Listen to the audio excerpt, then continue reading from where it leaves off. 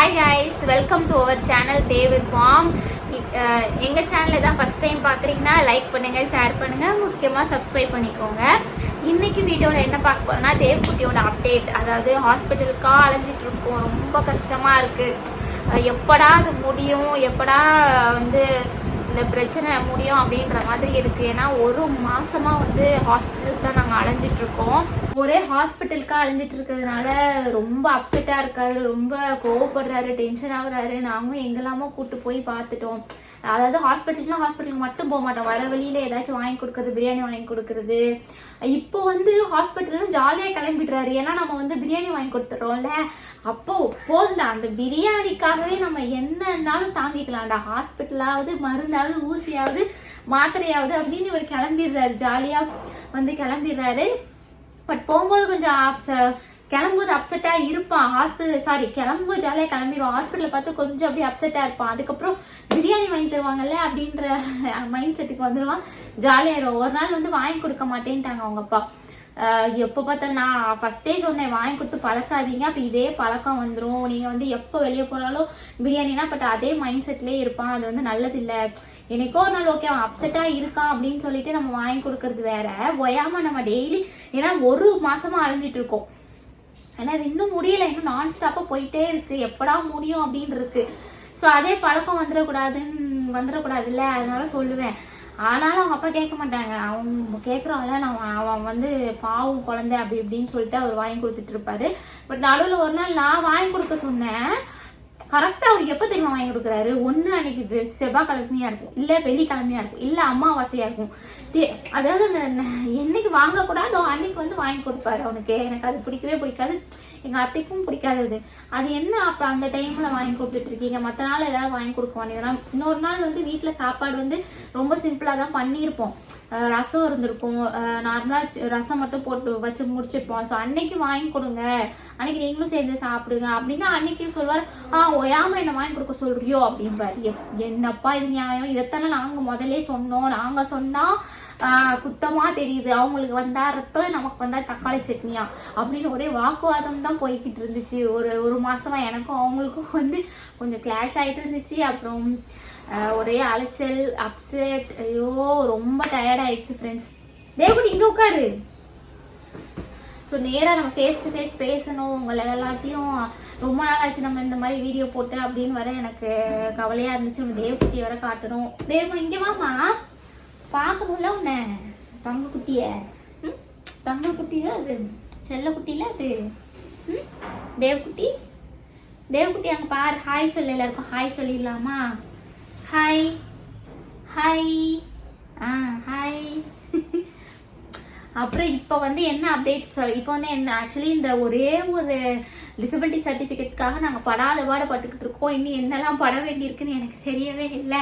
குழந்தையில எடுக்கும்போது கூட இவ்வளோ கஷ்டப்படலை. என்ன பண்ணுற? ஐயோ, ஏன் இப்படி கிட்ட கொண்டு வர? என்னம்மா பண்ணுற? பயந்துருவாங்க நம்ம மூஞ்ச பார்த்து. க்ளோஸ்அப்பில் பார்த்தோன்னா பயந்துட போகிறாங்க எல்லாரும். இதை தள்ளி வச்சுப்போம். இங்கே வா, இங்கே வா. அப்படி உட்காரு. அப்புறம் இப்போ என்னதான் முடிவில் இருக்காங்க அப்படின்னா, தேவ்க்கு பெரா டெஸ்ட் எடுக்கிறதுக்கு அலைஞ்சிட்டு இருக்கோம். இப்போ ஒரு இது கொடுத்துருக்காங்க, அது பேர் என்ன, ட்ராப்ஸ், இயர் ட்ராப்ஸ் கொடுத்துருக்காங்க. அந்த இயர் ட்ராப்ஸ் டெய்லி 5 டைம்ஸ் காலையில், மத்தியானம், நைட்டு நம்ம அவனுக்கு ஊற்றி விடணும். 2 காலையுமே ஊற்றிவிட சொல்லியிருக்காங்க. ஏன்னா அவனுக்கு இயர்ல வேக்ஸ் இருக்கு. ஸோ நம்மளால அது எடுக்க முடியாது வேக்ஸ். அவன் சும்மா தொட்டாவே விட மாட்டான். நான் எப்படி அவன் காதை க்ளீன் பண்ணுவோம்? நம்ம காதை க்ளீன் பண்ணுறதுக்கே நமக்கு கொஞ்சம் பயமாக இருக்கும். அதனால அவன் கூட ரொம்ப சென்சிட்டிவ் வேற, எனக்கு கொஞ்சம் பயமாக இருக்கும். என் ஹஸ்பண்டை தான் க்ளீன் பண்ண சொல்ல, அவங்களே பயப்படுறாங்க. தொடுறதுக்கு அவங்களே பயப்படுறாங்க. நம்ம ஏதாவது பண்ணிட போகிறோம், அழுக்கு எடுக்கிறதுக்கு ஏதாச்சும் குத்திடுமோன்ற ஒரு பயம் வேற. அப்படியே இருந்துட்டு போட்டோன்னு தான் நாங்கள் டச் பண்ண மாட்டோம். சும்மா குளிக்கிறப்ப இங்கே வெளியில் அங்கெல்லாம் க்ளீன் பண்ணி விட்டுருவோம். உள்ளே ரொம்ப டீப்பாலாம் க்ளீன் பண்ண மாட்டேன், எனக்கு கொஞ்சம் பயமாக இருக்கும். அதனால் இப்போ அவங்க சொல்லியிருக்காங்க வேக்ஸ் உள்ளே இருக்குது, அதனால கொஞ்சம் க்ளீன் பண்ணோம். அதனால் அவங்க அந்த சிரிஞ்சில் தண்ணி பிளாச்சுன்னு உள்ள அந்த காதுக்குள்ளே ஊற்றி வெளியே கொஞ்சம் க்ளீன் ஆகும் போல், அது மாதிரி ஒரு மெத்தட் பண்ணாங்க. ஆனால் ஒன்றே ஒன்று சொல்கிறேன், இந்த கவர்மெண்ட் ஹாஸ்பிட்டலில் என்ன பண்ணுறாங்கன்னா, ஒரு ஹெல்ப் கூட பண்ண மாட்டாங்க. அந்த என்ன ஹெல்ப் பண்ண மாட்டாங்கன்னா, இப்போ பையனை பிடிக்கணும்னு அவங்களுக்கு தெரியும், ஒரு ஆட்டிசம் சைல்டு, ஒரு ஸ்பெஷல் சைல்டுன்றது அவங்களுக்கு தெரியுது. பக்கத்தில் வந்து அந்த படிக்கிற பசங்களும் மெடிக்கல் காலேஜ் பசங்களுக்கும் வந்து அவங்க டீச் பண்ணுறாங்க. ஸோ அவங்களும் பக்கத்தில் நிற்கிறாங்க. அவங்க கொஞ்சம் பிடிக்கலாம், ஏதாவது பண்ணலாம், ஒரு ஹெல்ப் பண்ணலாம். அது எதுவுமே ஏன் பண்ண மாட்டாங்கன்னு எனக்கு புரியல. ஒருவேளை அவங்க பண்ணக்கூடாதா இல்லை பண்ண மாட்டாங்களா அப்படின்னு எனக்கு தெரியல. பிகாஸ் இப்போ நான் மட்டும் உள்ளே போகிறேன், என்னால் அவனை ஹேண்டில் பண்ண முடியல, பிடிக்கணும் அப்படின்னா அந்த டாக்டரும் பிடிக்க மாட்டாங்க. அவங்க ஜஸ்ட் அந்த இன்ஜெக்ஷன் அந்த இது மட்டும் தான் பண்ணுறாங்களே தவிர அவனை பிடிக்கிறது தொடவே மாட்டாங்க. நம்மளை தான் வந்து பிடிக்க சொல்கிறாங்க. பட் பக்கத்தில் உள்ளவங்க யாராவது ஹெல்ப் பண்ணால் கொஞ்சம் ஈஸியாக இருக்கும். அதுவும் என் ஹஸ்பண்ட் வந்து இன்னும் ஹெல்ப்ஃபுல்லாக இருக்கும். ஏன்னா ஒருத்தங்க தான் போகணும் அப்படின்றாங்க. சரி, எப்படினாலும் இவனை பிடிக்கிறதுக்கு 2 பேரும் வேணும் ஃப்ரெண்ட்ஸ். என் ஹஸ்பண்டாக இருந்தால் கூட அவங்க வந்து தலையை பிடிச்சிப்பாங்க, நான் வந்து கையை பிடிச்சிப்பேன். ஏன்னா அவன் ரொம்ப ஆட்டுவான், இப்படி ஓவராக இது பண்ணுவான். அவங்கன்னா கொஞ்சம் ஸ்டிஃபாக பிடிப்பாங்க. ஸோ அந்த ஒரு ப்ராப்ளம் இருக்குது. எப்படியோ வந்து பண்ணியாச்சு. அப்புறம் அவங்க வந்து இந்த பிளட் டெஸ்ட் இருக்காங்க. ஆக்சுவலி உங்கள் கதையெல்லாம் தெரிஞ்சிருக்கும். நான் போகிற 2-3 வீடியோஸில் வந்து ஹாஸ்பிட்டல் அலைஞ்சது வந்து கதை வந்து சொல்லியிருப்பேன். ஸோ அது வந்து 2 வீடியோ மட்டும்தான் ஷேர் பண்ணியிருக்கேன். பட் நாங்கள் மாதம் ஃபுல்லாக வந்து அலைஞ்சிட்டு தான் இருக்கோம். ஏன்னா ஒரு வாட்டி போனால் ஒன்று சொல்கிறாங்க, இன்னொரு வாட்டி போனால் இன்னொன்று சொல்கிறாங்க. அந்த டாக்டர் பாருங்கள், இந்த டாக்டர் பாருங்கள், இங்கே போங்க அங்கே போங்க அப்படின்றாங்க. இந்த ஹாஸ்பிட்டல் வந்து அந்த ஹாஸ்பிட்டல், இங்கே நாங்கள் அது பண்ண மாட்டோம், நீங்கள் இங்கேயே பாருங்கள். அப்படியே தலையே சுத்திடுச்சு. இப்போ ஃபைனலாக வந்து என்னவா, இப்போ எக்மோர் ஹாஸ்பிட்டல்லே பெரா வந்து எடுக்கிறேன்ட்டாங்களா, அதுக்கு வந்து ட்ராப்ஸ் கொடுத்துருக்காங்க. இப்போ ஃபைனலாக டிஆர் ட்ராப்ஸ் வந்து ஊற்றணும் 5 டைம்ஸ். இப்போ அதை முடிச்சுட்டு 5 டேஸ் கழிச்சு வாங்க அப்படின்னு சொல்லியிருக்காங்க. அதுக்கு போன 5 டேஸ் கழிச்சு போனால் தான் வந்துட்டு நமக்கு அந்த டேட் வந்து எழுதி கொடுப்பாங்க. பெரா டெஸ்ட்டுக்கு வந்து எப்போ டேட் அதாவது என்னைக்கு அந்த டெஸ்ட் எடுக்கணும் அப்படின்றத டேட் வந்து அவங்க தனியாக கொடுப்பாங்க. அது எத்தனை நாள் கழிச்சு கொடுக்க போகிறாங்கன்னு தெரியல. ஸோ அது வேற மண்டையை பிடிச்சிக்கிட்டு இருக்கு. அது கொஞ்சம் சீக்கிரம் குடிச்சா சீக்கிரம் முடிஞ்சிடும். எப்போ கொடுப்பாங்கன்னு தெரியல. நான் அந்த ஒரு டேட் கொடுத்தோன்னா உங்களுக்கு நெக்ஸ்ட் வீடியோவில் அப்டேட் பண்ணுறேன். ஓகேவா? ஸோ இதான் வந்து நிலைமை போய்கிட்டு இருக்கு. இவர் வேற அப்பப்போ அப்செட் ஆயிடாது. அதனால இது ஆக்சுவலி எனக்கு எப்படா இந்த டெஸ்ட்டை எடுத்து முடிச்சிட்டோம் அப்படின்னு வைங்களேன், இஎன்டி டாக்டரோட முடிஞ்சது. அவங்க கிட்ட வந்து என்ன பண்ற தம்பி, உட்காரட்டு வைங்க வா.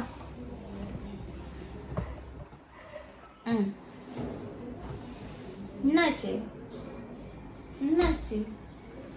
ஸோ அதுக்கப்புறம் அதனால இப்போ வந்துட்டு என்ன சொல்ல வந்தேன், சந்தோஷ் என்னடா சொல்லிக்கிட்டு இருந்தேன், ஸோ மறந்து போச்சுடா.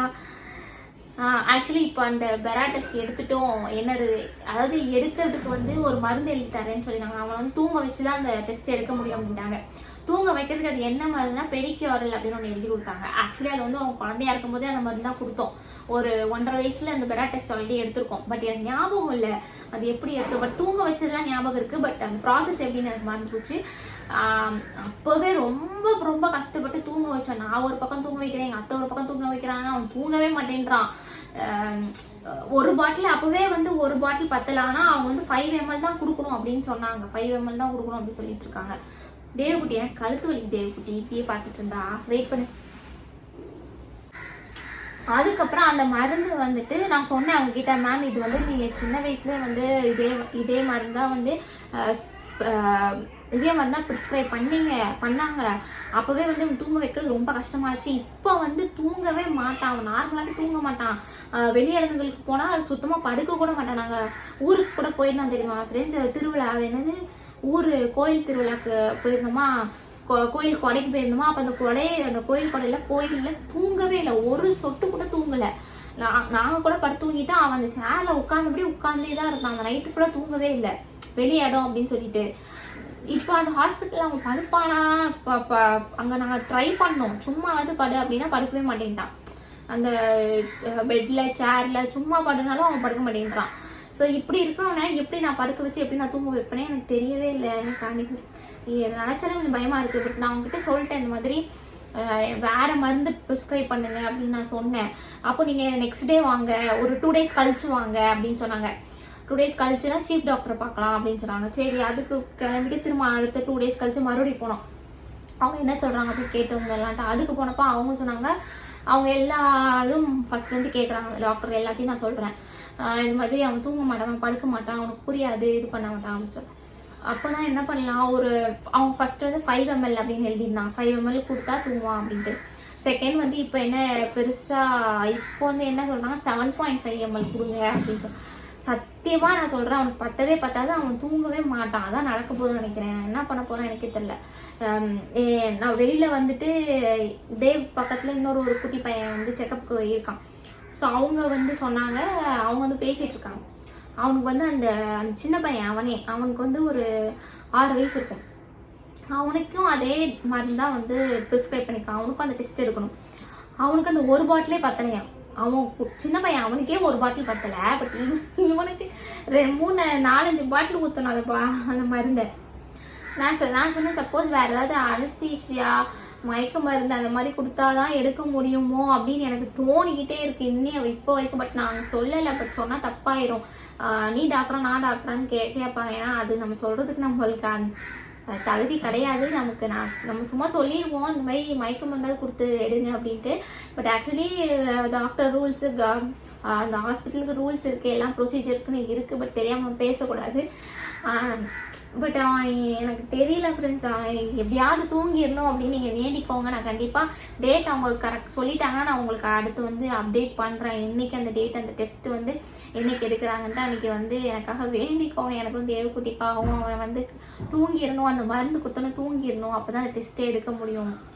இல்லைனா இவ்வளோ நாள் நாங்கள் அலைஞ்சதுக்கு வந்து சுத்தமாக பலன் இல்லாமல் போயிடும், வேஸ்ட் ஆயிரும். இவ்வளோ தூரம் நான் அலைஞ்சதுக்கு இது அதனால ரொம்ப பயமாக தான் இருக்குது எனக்கு. ஸோ அதனால் எனக்கும் தேவக்குட்டிக்காக ப்ரே பண்ணிக்கோங்க.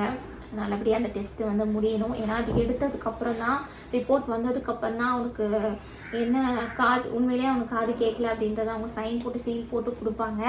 அதுக்கப்புறம் இன்னும் 3 டாக்டர்ஸ் நம்ம சைன் வாங்கணும் டிசபிலிட்டி சர்டிஃபிகேட்காக. 2 பிஎன்டி முடிஞ்சுன்னா 2 முடிஞ்சுது, இன்னும் 1 இருக்குது.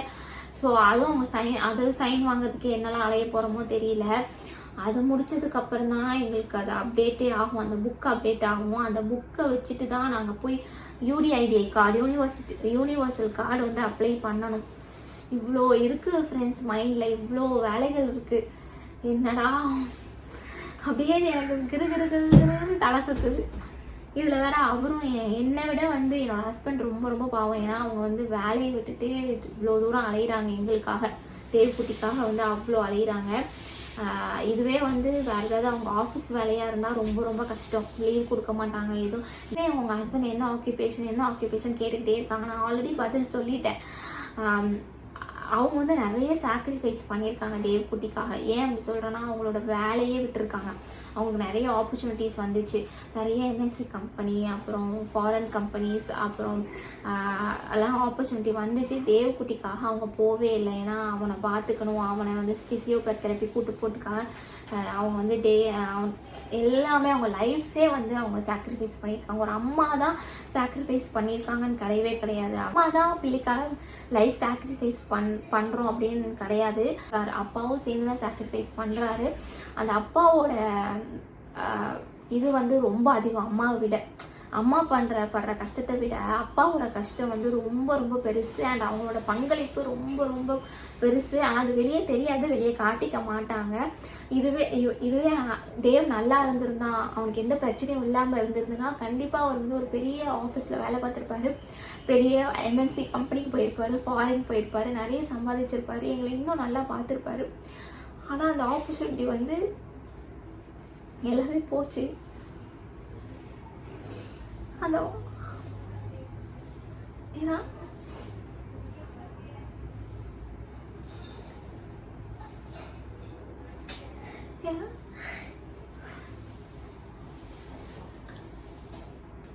அவர் நிறைய கனவுகளோடு இருந்தார் எனக்கு கல்யாணம் பண்ணிட்டு. ஏன்னா எங்கள் வீட்டில் எவ்வளோ பேசினாங்க.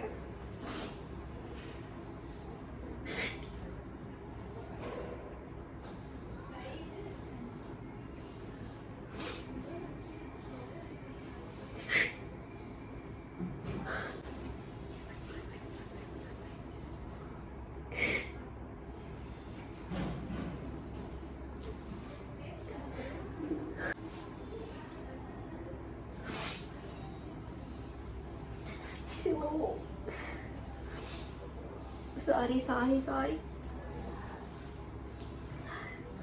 Sorry friends, sorry. இல்லை, அது நினைக்கும் போது எனக்கு ரொம்ப அழுக வந்துடுச்சு. ஏன்னா அவர் எப்போவுமே சொல்வார், நான் உன்னை நல்லா பார்த்துப்பேன், நான் நல்ல பெரிய வேலைக்கு போய் நல்ல ஜாப் கிடச்சிரும், நான் வந்து நல்லா பார்த்துப்பேன்னு சொல்லும்போது ரொம்ப சந்தோஷப்பட்டேன். ஏன்னா எங்கள் வீட்டு சைடில் என்னெல்லாம் பேசினாங்க, எப்படிலாம் வந்து இது பண்ணாங்கன்னு உங்களுக்கு நல்லாவே தெரியும். அந்த ஸ்டோரிஸ்லாம் நீங்கள் பார்த்துப்பீங்க. ஆனால் அது எதுவுமே நடக்காமல் போச்சு. ஏன்னா தேவ்குட்டி பிறந்ததுக்கப்புறம் எதுவுமே வந்து எங்களை விட்டுட்டு அவர் எங்கேயுமே போக மாட்டார். வேலை எல்லாத்தையுமே அவர் சாக்ரிஃபைஸ் பண்ணிட்டார். ஏன்னா ஆஃபீஸ்க்கு போனால் ஆஃபீஸில் லீவ் கொடுக்க மாட்டாங்க, அடிக்கடி பெர்மிஷன் போட முடியாது, திடீர்னு நிறைய ஹாஸ்பிட்டல்ஸ் அலைய வேண்டியிருக்கு, ஃபிசியோதெரபிஸ்க்கு போக வேண்டியிருக்கு, உடனே வாங்க, ஏன்னா கவர்மெண்ட் ஹாஸ்பிட்டலுக்கும் அலைய வேண்டியிருக்கு. ஸோ அதெல்லாம் பண்ணும்போது ஒரு ப்ரைவேட் கம்பெனிலேயோ ஆஃபீஸ்லேயோ வேலை பார்த்தா அது ரொம்ப ரொம்ப கஷ்டம். அதனால் வீட்டிலே தான் அவளால் முடிஞ்ச அளவுக்கு அந்த டிசைனிங் அதெல்லாம் பண்ணிகிட்டு இருந்தார். இப்போ வந்து அவர் கஷ்டப்பட்டு படித்து அட்வொகேட் ஆகிருக்காரு. இதுவுமே வந்து அவர் கஷ்டமாக தான் இருக்குது. ஏன்னா அந்த டைமுக்கு அவர் கோர்ட்டுக்கு போகணும், அங்கே அட்டென்ட் பண்ணணும், அதையும் பார்த்துட்டு இதையும் மெயின்டைன் பண்ணுறது வந்து எங்களை மெயின்டைன் பண்ணுறது அவருக்கு ரொம்ப கஷ்டமாக இருக்குது. ஸோ ஏதோ கடவுள் புண்ணியத்தில் எல்லாம் நல்லபடியாக நடக்கணும், இது சீக்கிரமாக முடியணும் அப்படின்னு சொல்லிட்டு வேண்டிக்கோங்க ஃப்ரெண்ட்ஸு. சாரி, உங்களை டக்குன்னு எனக்கு எமோஷனல் ஆகிட்டு அழக்கூடாதுன்னு பார்த்தா அழுக வந்துடுது. I am very very sorry. எப்போவுமே வந்து இதான் சொல்கிறேன் உங்ககிட்ட, அழுதுட்டு சாரி சொல்கிறேன். ஓகே, எங்களுக்காக வேண்டிக்கோங்க. இந்த வீடியோ உங்களுக்கு பிடிச்சதுன்னா லைக் பண்ணுங்கள், ஷேர் பண்ணுங்கள், சப்ஸ்கிரைப் பண்ணிக்கோங்க. தேவ்குட்டி பாய் சொல்லிடலாமா? வேர்த்து போச்சு. ஏன்டா அதுக்குள்ளே உனக்கு வேர்த்து போகுது? இப்படி இல்லை, ஏன்னா இப்படி வேர்த்து போகுது உனக்கு. ஓகே ஃப்ரெண்ட்ஸ், ஏன்னா நான் ஃபேன் போட்டிருந்தேன், இப்போ வாய்ஸ் சரியாக கேட்கலன்னு சொல்லிட்டு ஆஃப் பண்ணிட்டான். அவனே போய் ஆஃப் பண்ணிட்டான். அவருக்கு லைட்டானாலே வேர்த்துருது, என்ன பண்ணுறது? லைட்டானாலே எல்லாம் ரொம்ப சென்சிட்டிவாக இருக்கார். சரி, ஓகே ஃப்ரெண்ட்ஸ், தேங்க்ஸ். நம்ம நெக்ஸ்ட் வீடியோவில் பார்ப்போம். நெக்ஸ்ட் வீடியோவில் உங்களுக்கு நான் அப்டேட் பண்ணுறேன், என்றைக்கு வந்து டேட் கொடுத்துருக்காங்க அப்படின்ட்டு. Thank you friends, by.